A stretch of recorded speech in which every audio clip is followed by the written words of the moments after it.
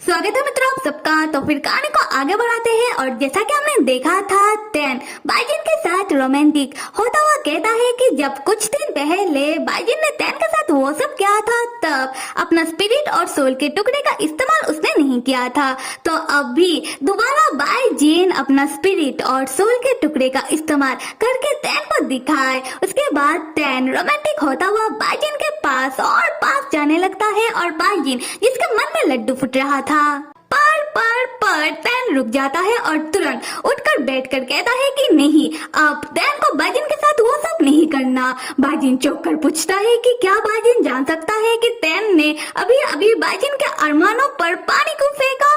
तैन कहता है कि हाँ, इसके पीछे कारण है जो तैन ने अभी अभी सोचा है, क्योंकि बाइजिन अपना स्पिरिट और सोल के टुकड़े का इस्तेमाल अगर तैन में करेगा तो उसके बाद बाइजिन कमजोर पड़ जाएगा और उसका बहुत लंबे वक्त के लिए डिजायर चला जाएगा। उसके बाद बाइजिन इमोशनलेस होकर घूमेगा और तैन नहीं चाहता कि इसके बाद बाइजिन इतने लंबे वक्त तक, जब तक उसका डिजायर वापस ना आ जाए, तैन को देखकर उसे कोई फीलिंग ही ना आए। बाइजिन कहता है कि तैन ऐसा नहीं होगा, तुम मेरी बात को समझो। तैन कहता है कि नहीं, अगर ऐसा हुआ तो बाइजिन बहुत ही प्यार से कहता है कि तैन अगर तुम ट्राई नहीं करोगे तो तुम्हें कैसे समझ आएगा कि मैं सही कह रहा हूँ। उसके बाद तैन को कुछ ख्याल आता है और वो बाइजिन से पूछने लगता है कि बाइजिन के पिताजी और माताजी तो अब बाइजिन से बहुत ही नाराज होंगे, क्योंकि बाइजिन ने उन्हें बिना बताए तैन को डाइवोर्स दे दिया और ऊपर से तैन उनका खिलाफ जाकर वो डिमोन किंग इलेक्शन लड़ रहा है। तो अब बाइजिन क्या करेगा।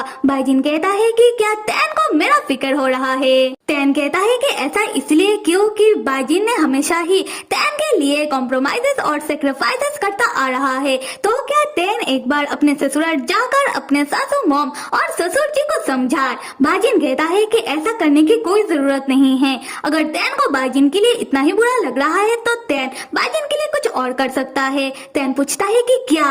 बाइजिन तैन को किस करने लगता है और किस करते हुए अपने मनी मन कहता है कि तैन, मैं तुम्हारे लिए पूरी दुनिया तुम्हारे कदमों में लाकर रख दूं। मैं हमेशा से ही चाहता था कि जब भी तुम मेरे बारे में सोचो तुम्हारे मन में मेरे लिए बस प्यार हो, पर आगे जाकर तुम जब भी मेरे बारे में सोचोगे तुम्हारे मन में सिर्फ और सिर्फ मेरे लिए गिले और शिकवे होंगे। अगले सीन में हम मास्टर होंग को देखते हैं जो उसी आदमी का पीछा कर रहे थे जब तैन और मास्टर होंग बात कर रहे थे और उन दोनों के ऊपर नजर रख रहा था।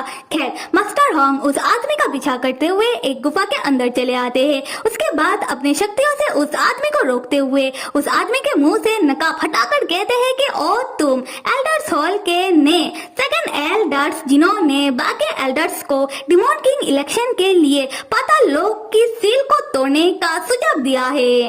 फैन, मुझे लगा ही था क्योंकि मेरे सीनियर को तो मरे हुए जमाना बीत चुके हैं और तुम मेरे सीनियर की तरह कपड़ा पहनकर एल्डर्स हॉल में मेरे सीनियर का प्लेस लेकर सेकंड एल्डर्स बनकर साबित क्या करना चाहते हो। और वो तुम ही हो ना जो हमारी राक्षसी दुनिया की लोगों को डोडो के अंदर की जादुई राक्षसी मणि के बारे में खबर फैला रहा है। ऐसा तुम कर क्यों रहे हो, ऐसा करके तुम्हें क्या मिल जाएगा। अंकल फैन बहुत ही क्रीपी वे में कहते हैं कि तुम होंग, मुझे पता था कि जब तुम्हें पता चलेगा कि डोडो का जान खतरे में है तुम सामने जरूर आओगे। और देखो, इसमें तुम्हारी गलती है, तुम्हारे लिए मैंने अपने पोते का जान खतरे में डाल दिया। मास्टर होंग बहुत ही गुस्से में कहते हैं कि बात मेरा और तुम्हारा है तो तुमने कैसे सबको बीच में घसीट लिया। तुमने पाताल लोक की सील को तोड़ने के बारे में सोचा भी कैसे। अंकल फैन एक ही बात कहते हैं कि तुम्हारे लिए होंग। उसके बाद अंकल फैन जबरदस्ती मास्टर होंग को हक करने लगते हैं और मास्टर होंग को बताते हैं, होंग तुम ही तो हमेशा कहते हो कि हम दोनों कभी एक नहीं हो सकते क्योंकि हम दोनों दो अलग दुनिया से बिलोंग करते हैं और इस दुनिया में राक्षस कल्टीवेटर का ओहदा हम यहाँ के कल्टीवेटर के ओहदे से नीचा होता है। इसीलिए मैंने ठान लिया है कि मैं राक्षसों को सबसे शक्तिशाली बनाकर रहूंगा और जैसे ही पाताल लोक की लाइन का सील टूट जाएगा राक्षसों को असीम शक्तियाँ मिल जाएगा और तब राक्षसों के सामने इस दुनिया में कोई भी टिक नहीं पाएगा। तब तो सही रहेगा। और साथ में मैंने तुम्हारे लिए एक सरप्राइज तैयार किया है, मुझे यकीन है कि तुम्हें जरूर पसंद आएगा। हम मास्टर होंग को देखते हैं जो अंकल फैन की बातों से घबराने लगते हैं। अगले सीन में हम बाजिन को देखते हैं जो एल्डर्स हॉल आया हुआ है और एल्डर्स हॉल के बाहर उसे 3 कम उम्र के राक्षस मिल जाते हैं जो झाड़ू लगा रहे थे। वो तीनों राक्षस बाजिन को देखकर आपस में कहने लगते हैं कि ये बंदा बहुत ही जाना पहचाना लग रहा है। उसके बाद वो तीनों राक्षस बाजिन के पास जाकर कहते हैं कि तुम बाजिन हो ना, तुम तैन भैया के बहुत ही खास आदमी हो। दूसरा राक्षस कहता है कि इसके कहने का ये मतलब है कि तुम्हारा शादी तैन भैया से होने वाला है, उसके बाद तुम तैन भैया के पत्नी बनने वाले हो, है ना? एंड बाजिन लाइक क्या पत्नी? उसके बाद तीसरा राक्षस अपने पास से एक मैगजीन निकालकर बाजिन को दिखाते हुए कहता है कि ये फैन आर्ट वाला मैगजीन है और इसमें तुम बहुत ही कमाल के लग रहे हो। बाजिन जैसे ही मैगजीन खोलता है वो पाता है कि मैगजीन में तैन और बाजिन के कुछ ज्यादा ही रोमांटिक वाले पिक्चर है जो ऑब्वियसली फैन आर्ट है। बाजिन ऐसे पिक्चर को देखकर वो कुछ ज्यादा ही शर्मा जाता है।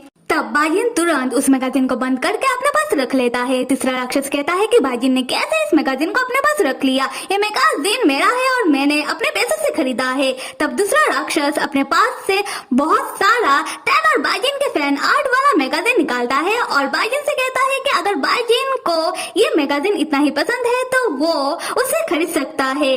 बाजिन तब सारे मैगजीन उनसे छीन लेता है। ये देखकर तीनों राक्षस चिल्लाने लगते हैं कि बाजिन ने कैसे उनसे बिना पैसे दिए सारे मैगजीन को छीन लिया, ये तो गलत बात है। बाजिन तब तीनों राक्षस को समझाने लगता है। वो तीनों राक्षस जो तैन और बाजिन के वैसे टाइप के पिक्चर वाले मैगजीन सबको बेच रहे हैं, ऐसा करके वो लोग अपने तैन भैया के लिए मुश्किल खड़ी कर रहे हैं क्योंकि डिमॉन किंग बनने के बाद तैन 100 सालों तक किसी से भी शादी नहीं कर सकता। तब वो तीनों राक्षस उल्टा बाजिन को समझाने लगते हैं कि ऐसा कुछ भी नहीं होगा और वो तीनों कम पढ़े लिखे हो सकते हैं पर बेवकूफ नहीं, उन तीनों को भी इस बारे में पता है। और ये तैन और बाजिन की मैगजीन ये फैन आर्ट वाली मैगजीन है और लोग इतना बेवकूफ नहीं है कि फैन आर्ट का मतलब ना समझे। उसके बाद वो तीनों राक्षस बाजिन से पूछने लगते हैं कि जब उनके तैन भैया बाजिन से शादी कर लेंगे तब क्या बाजिन हमेशा के लिए तैन भैया के साथ हमारे राक्षसी दुनिया में रह जाएगा और साथ में क्या और भी न्याय के कल्टीवेटर हमारे राक्षसी दुनिया में रहने के लिए आएंगे। बाजिन उनसे कुछ कहे उससे पहले ही एल्डर हॉल से एक एल्डर बाहर निकल कर आते हैं और उनसे पूछने लगते हैं कि इतना चहल पहल क्यों हो रहा है। बाजिन तब उनके पास आकर उन एल्डर को ग्रीट करता है। वो एल्डर बाजिन को देखकर ही पहचान लेते हैं और कहने लगते हैं कि तुम बाजिन हो ना जो बहुत दिन पहले हमारे एल्डर हॉल में आकर बहुत तमाशा किया था। बाजिन अपने हरकतों के लिए उनसे माफी मांगने लगता है क्योंकि तब बाजिन बाजिन नहीं बल्कि जीन था। खैर उन्हें क्या पता, हम स्टोरी में आते हैं। बाजिन उन एल्डर्स से कहता है कि एल्डर्स आज मैं यहाँ आम जनता बनकर आया हूँ, मुझे सेकंड एल्डर्स से मिलना है। मैंने सुना है कि सेकंड एल्डर्स ने ही अब बाकी एल्डर्स को पाताल लोक की सील को तोड़ने का सुझाव दिया है, तो मुझे इस बारे में उनसे कुछ सवालात पूछने हैं। तब वो एल्डर बाजिन से कहते हैं कि नहीं, हम तुम्हें सेकंड एल्डर से मिलने नहीं दे सकते और इसके पीछे 2 कारण हैं। पहला कि सेकंड एल्डर अभी बिजी है और वो अपने कमरे में आइसोलेटेड ट्रेनिंग कर रहे हैं, इसीलिए सेकंड एल्डर किसी से भी मिल नहीं सकते हैं। और जब तक डिमॉन किंग इलेक्शन खत्म नहीं हो जाता तब तक डिमॉन किंग इलेक्शन की कैंडिडेट के कोई भी करीबी मेंबर एल्डर्स हॉल के अंदर नहीं आ सकता, ये नियमों के खिलाफ है, तो तुम अभी यहाँ से जाओ। उसके बाद वो एल्डर बहुत ही जल्दबाजी में एल्डर हॉल के अंदर चले जाते हैं और बाजिन बाहर खड़ा रह जाता है। तब वो 3 राक्षस भी उन लोगों का बात सुन लेते हैं